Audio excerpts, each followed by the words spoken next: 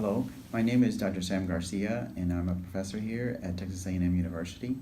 And I was just thinking back about my early beginnings, and in 1967, my family immigrated to the United States from Mexico. And one of the things that I remember the most was the very first home that we moved into here in the United States. And so, if you look at the picture that I've shared with you, I've titled it "The House That Built Me," because there's a lot of memories that I still have from the early beginnings as a bilingual student in the public school system, being retained in first grade, for example, because I didn't speak English, and having to repeat that grade, and then moving on along the years to come through the public school system, and finally graduating from high school. But as a bilingual student in those years, it was very difficult to cope with what was going on around us, since we didn't know the language, we didn't speak the language. We would be punished if we spoke English, or the little English that we knew. So we did a lot of things by visual, learning. We were very visual learners, because whatever everyone else was doing in the class, we tried to imitate them and try not to speak English because of also the accent that we had. And so those are some of the memories that I have. In the picture that you see before you as well, you see what is the border wall right now, that was built many, many years later, after we moved from that home that we found here. But to us, it was a mansion, mainly because we were in the United States. We had waited a long time to get all our paperwork in order, and we also knew that being here was the beginnings of the promise to become someone, to be successful, and to do the best we can. And since we didn't have a lot of money, the only thing we were told by our parents was that we had to use the education that was provided to us to get ahead and to be successful. And so those are the things that I remember the most when I see this particular picture.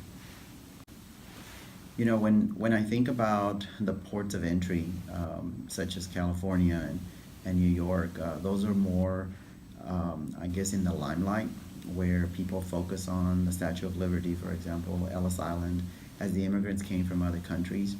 But there's other ports of entry, and the one I'm familiar with the most is, of course, the port of entry in the Rio Grande Valley, which is where we came in the Brownsville, Texas area. That was our port of entry. And little did I know that legislation was already in place to protect our rights as future bilingual students that we would become. But at that particular time, each district did what they knew how to do, or what they thought they were doing for our benefit.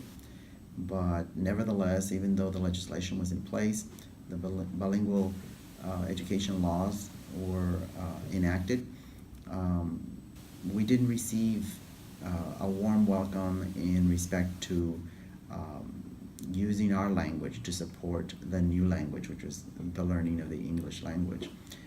We were basically told not to speak Spanish and to use the little English that we learned in our daily conversations. Although sometimes we would get in trouble because we would be talking too much in the class. I'm particularly remembering my best friend who sat in front of me, and I would tap him on the shoulder from time to time and ask him to translate. He knew English and he knew Spanish, but all I knew was Spanish. The laws are there to protect us, and there's been cases upon cases that have come before the courts, federal court, Supreme Court, and that have been instrumental in paving the way for bilingual education as we know it today. One of the things that I've shared in my classrooms is the fact that those students that are bilingual and that have grown up bilingual, such as myself, utilize a lot of the prior learning that they have in their mother tongue or their first language to bridge that gap between the first and the second language. And there's been a lot of research, for example, by Jim Cummings, which talks about, there's one called the iceberg theory, where the individual bilingual student is looking at, in his mind, they have two languages that are being supported by a common underlying proficiency. And that common underlying proficiency is everything that is stored, that is a repertoire of things that they have learned in their first language, and they use that to bridge the learning into the second language.